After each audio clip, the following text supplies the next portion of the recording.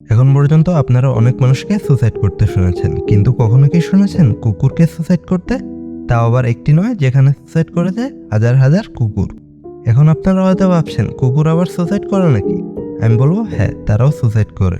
তো চলুন জাদুঘর টিভির আজকের এপিসোডের মাধ্যমে জেনে আসি কেনই বা কুকুর সুসাইড করে, আর কিভাবে করে, আর কোন জায়গায় কুকুর সুসাইড করে।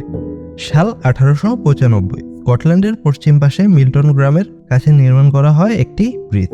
49 ফিট ব্রিজটি ওভারটাউন বার্ন পর্যন্ত বিস্তৃত। নির্জনতা কিংবা মনোমুগ্ধকর পরিবেশে হাঁটার জন্য ব্রিজটি ব্যাপক পরিচিতি লাভ করে।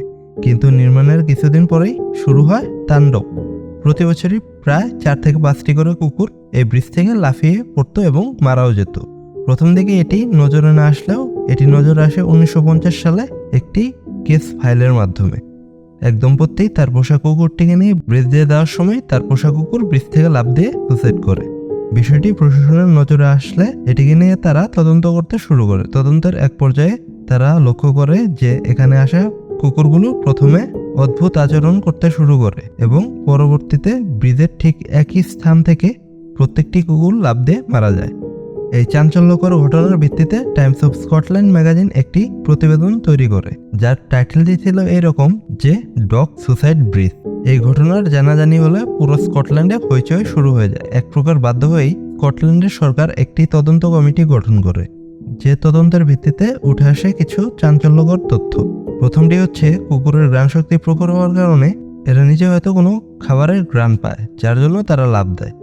দ্বিতীয়টি হলো হ্যালোসিনেশন, যার ফলে কুকুর নিচের পরিবেশের প্রতি আকৃষ্ট হয়ে লাফ দেয়।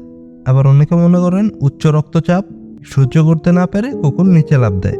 তবে স্থানীয়দের মতে এখানে থাকা অদৃশ্য শক্তি তাদের নিচে লাফ দিতে বাধ্য করে, যার ফলে 2005 সালে ওই অঞ্চলের পর্যটকদের জন্য কিছু রেস্ট্রিকশন দেওয়া হয়।